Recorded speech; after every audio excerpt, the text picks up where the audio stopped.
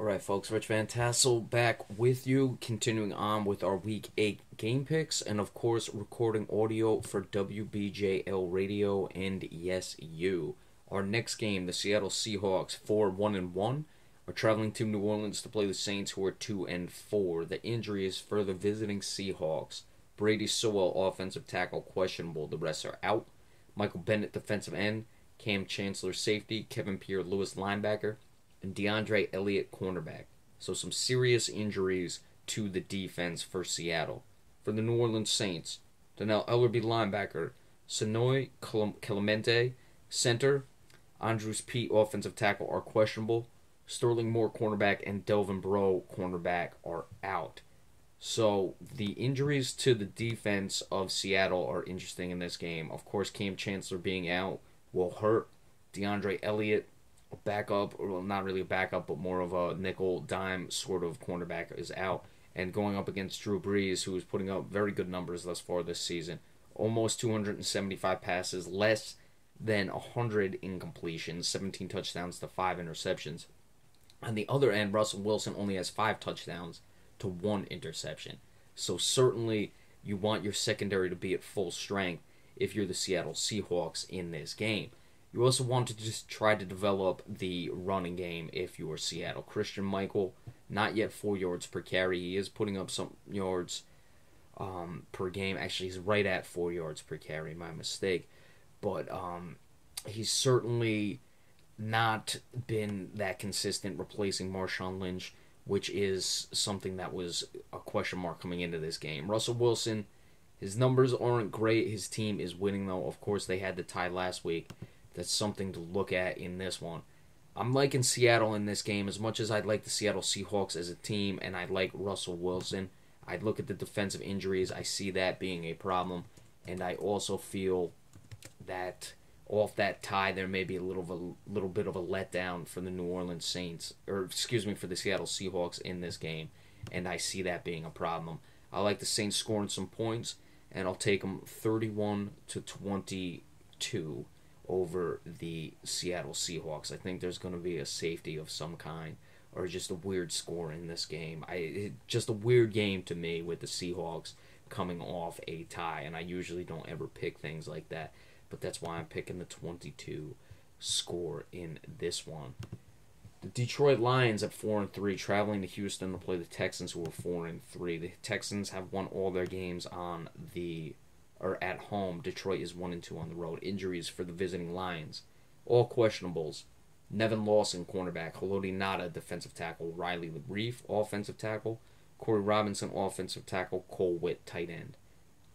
Lamar Miller, running back. Jonathan Grimes, running back. Quentin Demps, safety. Jadeveon Clowney, linebacker, are all questionable for the Houston Texans. Brian Peters, linebacker, is out. Detroit, a lot of talk about Matthew Stafford now as being an MVP. His numbers are good.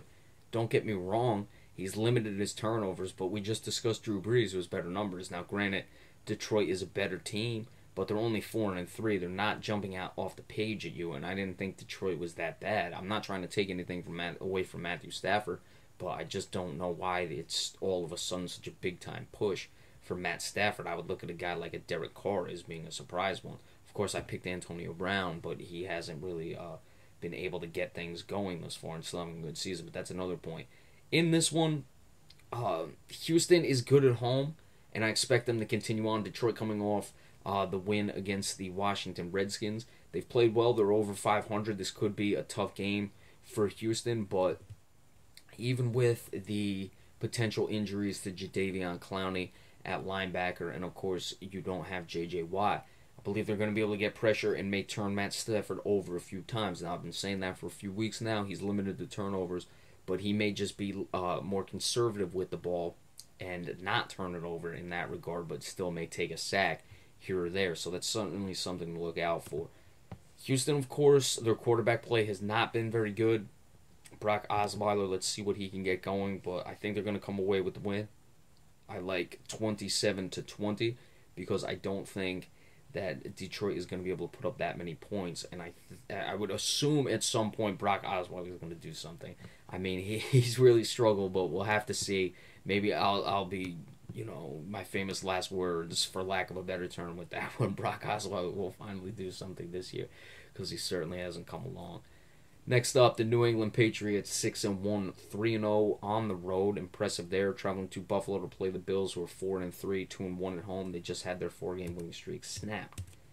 Injuries for the visiting Patriots: Deion Lewis, running back, is out. The rest are questionables. Jonathan Jones, defensive back. Julian Edelman, wide receiver. Malcolm Mitchell, wide receiver.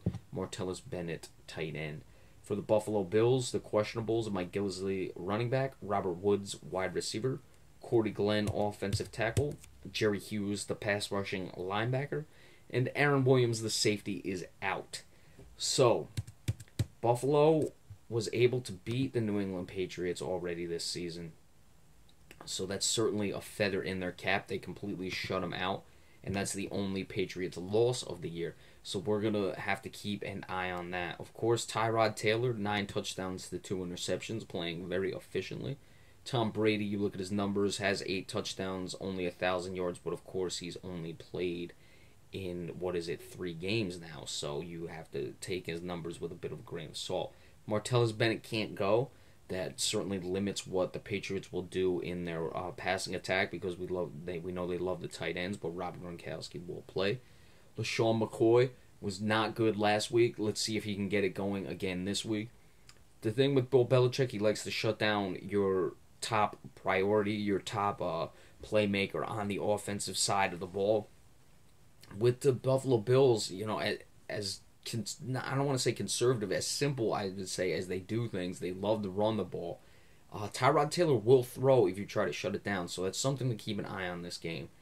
I would like Buffalo in any other situation, but I don't see any team beating the Patriots twice from that division. That's why I'm picking the Patriots to win this game. I like it to be low scoring for Patriots standards, and I don't expect Buffalo to be able to keep up with the points. I'm going to take it New England 27, Buffalo 17 in this one. The Arizona Cardinals, 3-1, are traveling to Carolina to play the Panthers, who are 1-5. Carolina off the bye week. We know the situation that they're in. Injuries for the visiting Arizona Cardinals: Alex Okafor, linebacker. Darren Fells, tight end. Ed Stinson, defensive tackle, are out. Tony Jefferson, safety. Jared Veldheer, offensive tackle, are questionable. Carolina, all listed as questionable.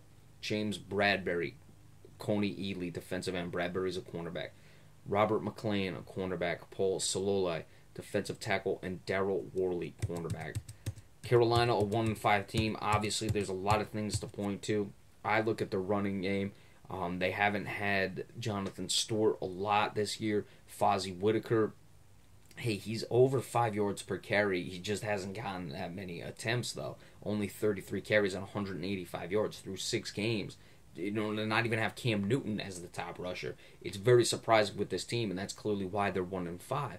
Carolina, at the quarterback play, Cam Newton, 8 touchdowns, 6 interceptions. Their secondary has struggled without Josh Norman. All of these things are contributing to the 1-5 start.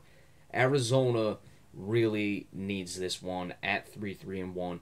The tie did not do them any favors against the Seattle Seahawks. If they lose this game, and it's a west to east, 1 o'clock game, Carolina off the bye, 1-5, they're desperate. It's certainly a situation where Arizona may lose this game, and I'm going to pick them to lose the game. I would expect that Carolina shows something. Whether or not they get started at 1-5 will have to be seen, but it has to happen in this game where they do something off of the bye week and look at these last 10 games. Hey, let's at least play 500 over these last 10 games, or go 2 games over 500, 7-3, put you at 8-8. You never know what could happen. It's not gonna go anywhere if they don't win this game, though, and Arizona's gonna lose a tough one. It's really gonna hurt their chances. I like 28-27. Carolina, some way, somehow, gets the win in this game to try to salvage their season. Alright, so we will be back in just a little bit. We will give you part 3, that is, of the game picks. We're almost done. Not that many games this week because of the substantial buys. So we'll see you in just a few minutes. Be sure to stay tuned. Thank you all so much.